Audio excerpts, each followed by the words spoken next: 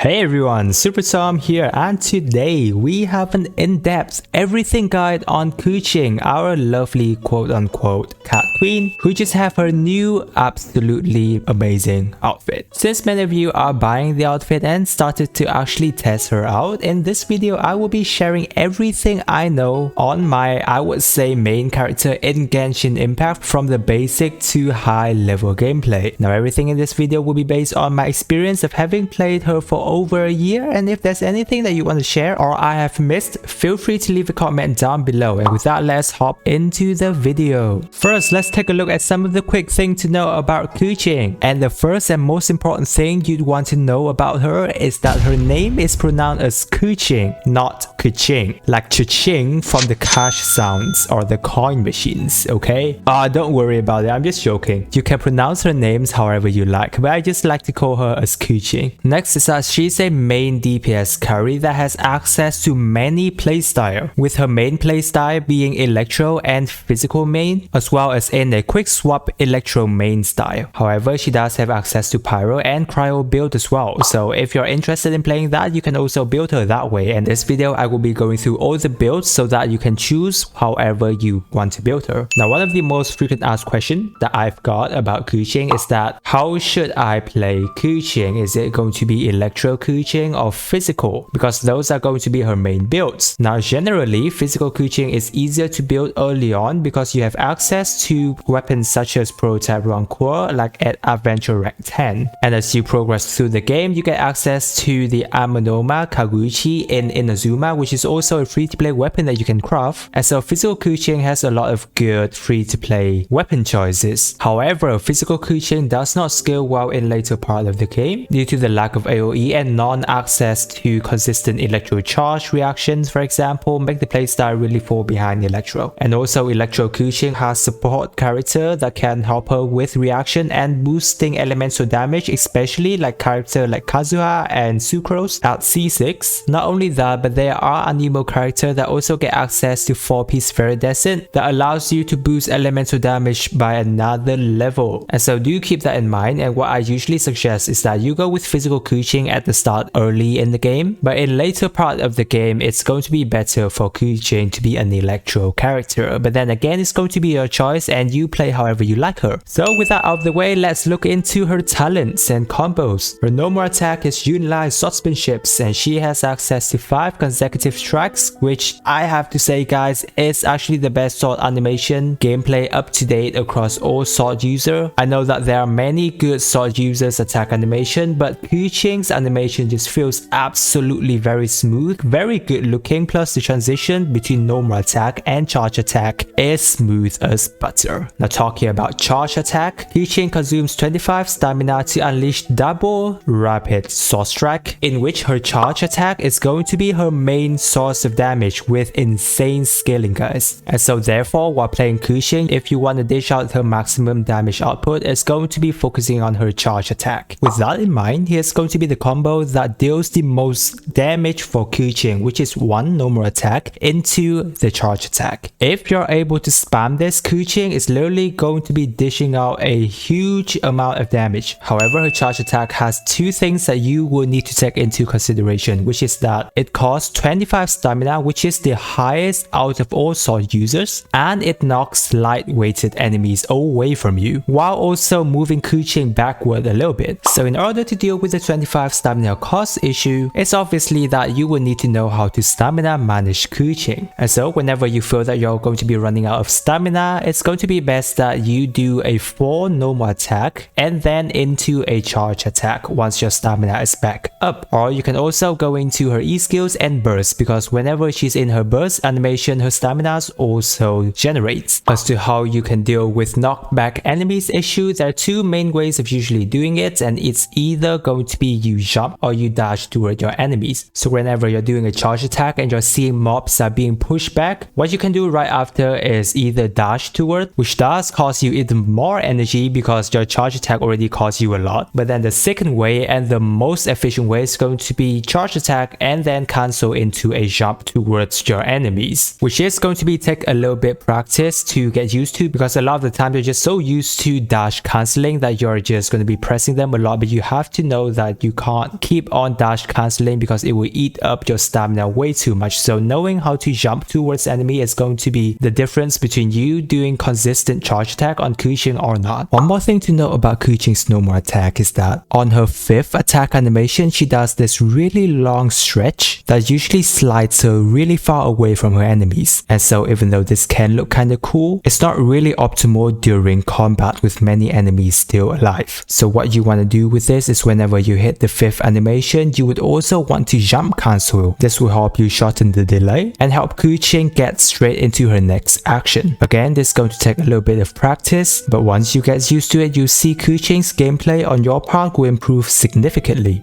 Moving on to her E skills, Lightning Stiletto. Now this is where the difference between Electro Keqing and physical Keqing is going to be. You've got the first press where Keqing is going to throw her, kind of like a hairpin toward the enemies that deals electro damage and leave what's called the stiletto mark on the field that lasts for 5 seconds. You can also hold down her E skill to adjust the direction that you want to throw it with. And after you've already cast it the first time, if you press your E skill again, Keqing will blink to that location of the mark hairpin and unleash one slash attack that deals AoE electro damage. Now if you threw her hairpin into the air, she's going to blink to that area, which then helps you to do a plunging attack, or during exploration it will help you get to another platform or helps Keqing glide in midair. However, if you cast Keqing's hairpin once, you don't have to recast it, but you also have an option to charge attack, which then the stiletto mark on field will actually do an explosion of AoE electro damage instead. Now as I've mentioned above, how you use her elemental skill is going to be the difference between electro and physical, because her Ascension Talent 1 infuses her sword with electro for 5 seconds after she casts Stiletto Restoration, which is where Electro Keqing playstyle comes in. However, if you're going to be building physical Keqing, once you cast her E skills, you will want to charge your attack to proc the Thunderclap slash damage instead of Keqing infusing her sword with electro. That way you can get the damage from your E skill but also keep your sword physical. Another thing to note about her E skills is that the cooldown of her elemental skill starts ticking from the moment you throw the Lightning Stiletto and not from the moment it is recast or charge attack. Now why is this important is because there are 2 scenarios that you need to be aware of, and one is going to be more efficient for Keqing. Number 1 is once you cast her E skills, you then recast again. From then you get a 5-second infusion, but then once the infusion goes out, you have 1 to 2 second cooldown. However, in case number 2, for example, if you cast your E skills, after that immediately cast your burst, and then after your burst ends, you recast her E, you get a 5-second infusion still, but at the end of the infusion, your skill will already be back on. Now obviously in case 2, it can only happen if you've already got your burst up, but it's going to be something that you want to keep in mind. Like let's say if you got her burst up, then it's an optimal rotation for you to do. Another thing to note about Keqing's E is that she generates 2 to 3 particles. However, if you recast her E skill right before her burst, the particle that is being funneled into her burst will not be generated onto your burst again. And that's why for maximum efficient, you want to cast her E once and then go into the burst. After the burst, you immediately recast it. That is when you will get the particles. For Keqing's burst, she deals an initial AoE electro attack and then 8 consecutive strike of AoE electro damage as well, with a final large slash that deal massive AoE electro damage. For her Ascension 1, we already know that whenever she casts a E and then recasts it, her sword is going to be infused with electro. However, this infusion can be overridden. For example, if you use Chongyun's E or ban at C6, they will override her electro infusion with cryo pyro infusions. And that's where Keqing cryo and pyro builds actually comes from. Her talent 2 is that after she uses her burst, Keqing gets a 15% crit rate and energy recharge increase for 8 seconds, which is really good. And that's why you almost never have to invest in energy recharge for Keqing, because her burst energy cost is only 40. One thing to note is that this talent is activated the moment you press her burst, which means that her burst is going to have that 15% crit rate and energy recharge applied. And since her burst usually goes for around 3 seconds, that means you only have like 5 seconds after the talent goes off. As for talent prioritization, guys, you'd want to level up her normal attack first, because that's going to be her main source of damage from her charge attack, and then Then moving on to her burst, because it has really low energy cost and it deals a ton of AoE electro damage. And after that, it's going to be her E skills. As always guys, to maximize your material efficiency, you'd only want to level her talent up to level 8. Any more than that is going to be costing you a lot more resources than you'd want to. Alright, next is going to be Keqing's best weapon choices. If you're running Electro Keqing, best in slot is hands down the Mist Splitter because of the insane 44% crit damage it gives, alongside with an extremely high base attack, as well as the passive gives her electro damage bonus. Now if you're running physical Keqing, then the Aquila Favonia is still the top for physical Keqing because it has physical damage as secondary stats, as well as the very high amount of base attack, with passive also give you more attack increase. After that, the Jade Cutter is going to be working perfectly for both electro and physical Keqing. It's just slightly underneath the Mist Splitter. However, if you're missing crit rate stat on Keqing, then the 44% crit rate it gives is a ridiculously high amount. And then after that, it's going to be the Summit Shaper. However, for this weapon, you do need to keep in mind that you need your shield on, otherwise you'll be losing a lot of its values. Coming to the 4-star weapon, the Lion's Roar. If you're using Electro Focus team, it's going to be Keqing's best option. The only problem it has is that you will need to focus on having enemies being Electro applied, which isn't really a problem for Electro Keqing because she has her sword infused with Electro. And then next we have the Black Sword in the Battle Pass option. Although it's slightly weaker than the Lion's Roar, you do have the option to buy more of its refinements from the Battle Pass. And also Black Sword has that crit rate which helps Keqing builds much easier. After that, it's going to be the Black Cliff weapon. It's also a good option, but I usually don't really recommend it because of how inconsistent it is, as you can only get the stacks when you defeat an enemy, so this is basically useless if you're going into an one-on-one boss fight, and it costs you a lot of star glitter in which you can just, exchange that for Intertwined Fate. For the absolute free-to-play options, you've got the Aminoma Kaguichi from Inazuma, or if you're running with physical Keqing, then the prototype Rancour in Mondstadt is perfect for her as a free-to-play options. You also have access to Harbinger of Dawn R5, and this weapon is also very good because it gives you a lot of crit rate and crit damage, making earlier Keqing build very easy to build. Now let's move on Keqing's artifact. She actually has a lot of options. First we'll look into Electro Keqing. The best option for Keqing up till now is going to be 2-piece Thundering Fury with 2-piece Glad or 2-piece Shiminawa, because this set is just very consistent for her. You might be asking if 4-piece Thundering Fury is good, in which I'd say unless you have very good substat on all of the 4-piece, then you can go for it. However, the passive isn't really that good and it's quite inconsistent at times. So I just normally go with 2-piece Thundering Fury and 2-piece Glad because it's just very efficiency for your account and easier for you to build substats and general stats around. Next we have the 2-piece Glad and 2-piece Shiminawa options. It's just slightly behind the first option of the Thundering Fury, but this is very efficient because of Gladiator, and Shiminawa set is very easy to farm. So if you've got good stats on those 4-piece, then you can also go for that. Next, you can use 2-piece Thundering Fury with 2-piece Noblesse, especially if, for example, you're running a quick swap team with Keqing, because she will be focusing more on her burst. So this is also going to be a good option. Now you might be asking if 4-piece Thunder Soother is worth it, in which I say unless you're able to consistently apply Electro on your enemies, I wouldn't recommend it because 4-piece sets is always very hard to build around. There's also an option of 4-piece Gladiator, but it's not really that good because it's only boosts her normal attack and not charge attack. Moving on to physical Keqing, we've got the Pale Flame set, which is currently the most consistent for her physical playstyle because her E skills can actually be cast twice. The first cast and then the second recast or either the charge attack also procs her E skills. So she will be able to get the most benefit from this 4-piece bonus almost all the time and very easily. The cooldown is also 7 seconds as well, so that perfectly aligns with her E skill cooldown. Next we can have the 2-piece Pale Flame or the 2-piece Bloodstain. It can be stronger than the 4-piece Pale Flame depending on the substats that you've got, so unless you've got better substat for these pieces, then I'd usually recommend just go with 4-piece Pale Flame. Now if you've realized, then Electro Keqing I did not recommend the 4-piece Shiminawa set because its passive is just very energy draining for Keqing, and losing out on her burst energy just causes her DPS to go down a lot. However, this can be an option for physical Keqing, but again I don't usually recommend it because her burst give her a 15% crit rate and energy recharge increase, and so even if it's physical Keqing, she can also benefit from an extra 15% crit rate. Now if you're you're building Cryo and Pyro Keqing, then her artifact choices is going to be fairly simple. For Cryo, you can just go with the 4-piece Blizzard, and then for Pyro, you can easily go with the Crimson Witch sets. Now, as for artifact stats, you always want to go with an attack stance. For the cup, whatever you're running Keqing element with, it's going to be that elemental cup. So if it's Electro Keqing, then it's Electro Cup, or Physical is going to be a Physical Cup. And then for Circlet, since she's a DPS, you'll be focusing on either crit rate or crit damage, depending on which stats you're missing more on. And moving on to Keqing's Constellation, and here is one of the most noticeable reasons why I said that late game Keqing, if you're building Electro, it's going to favor you more than Physical, is that Keqing's Constellation all only scales with her being Electro. And so realistically speaking, you will be probably losing Keqing on some of the 50-50 quite a number of times, so you'll be probably getting a few of her Constellation. For Keqing C1, whenever you're recasting her E skills, she will be dealing 50% of her attack as AoE Electro damage at the start point and the terminus point of that E skill. This is only a small damage increase for Electro Keqing, so it's not really that big of a deal. C2, when Keqing's normal and charge attack hit an affected opponent with Electro, there will be a 50 chance of producing elemental particles once every 5 seconds, so this is just going to give Keqing more burst uptime. Her C3 will increase her burst damage by 3 talent level, which is really great. Now her C4 is something that's starting to make a big difference, is that whenever Keqing causes an Electro related elemental reaction, her attack is increased by 25% for 10 seconds. This is really good because your Keqing is almost always going to be causing Electro elemental reaction, unless you're running a Physical Keqing. So in other words, her attack is almost always going to have a 25% increase. C5 will give her another 3 level of her E skills, and C6 is also very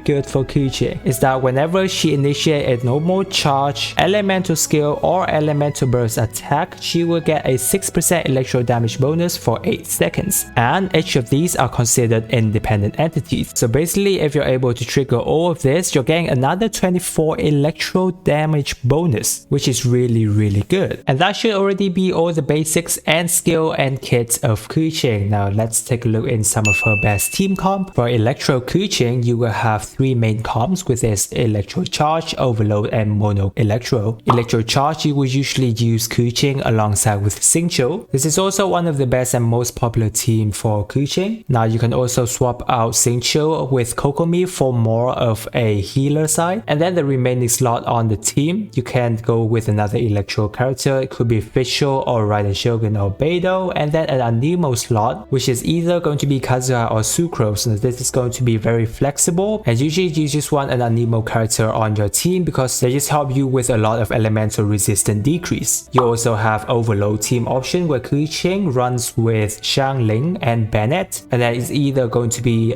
Fischl for another Electro or Kazuha for Anemo support. This team is best when you're up against large boss enemy that doesn't get staggered by Overload, but it's very hard if you want to use against small enemies. You also have Mono Electro team where you can have Keqing running with Fischl and Raiden Shogun, and then after that you add in another Anemo character like Kazuha and Sucrose. This team is where you can run weapon option like the Lion's Roar and Thunder Soother, where enemies are mostly always going to be affected with Electro elemental reaction. As for Physical Keqing, she doesn't really need too much of team consideration because any Cryo character on the team is going to be already helping Keqing out because Keqing herself is an Electro character. And then after that you can add in buffing character like Kazuha or Bennett on the team to buff her attack damage even higher. Now if you want to go for Pyro Keqing, then Xiangling, Bennett, Kazuha is going to be one of the best choice. However, do remember that Bennett needs to be C6 in this case, so unless you really love Pyro Keqing, I definitely recommend not C6ing your Bennett. As for Cryo Keqing, then with the introduction of Shanha, now Cryo Keqing is a lot more viable because she deals a ton of damage. So with that, we'll have Shanha and Chongyun as the core character on Keqing's team, and then the other you can either run with Kazuha or Kokomi for perma freeze team and healing. So Keqing is a character that you can only obtain from the standard banner or losing to the 50-50 rate. Now if you lost her due to 50-50, well, at least try not to hate on her too much and give this cute amazing character a chance to shine because she will definitely not disappoint you as a main DPS. And so guys, that that is everything I got for Keqing. If you stay till this part of the video, I just want to say I appreciate all of you guys so much. Let me know if you have anything down in the comment section and I will get to you there. Now if you found the video helpful, I also have other characters guides and builds, in which I'm sure it will definitely help you out as well. If you're new to the channel guys, be sure to subscribe for more of my Supera guides, tips and tricks and build on later videos. And with that, I wish you a super day and I will catch you on the next video.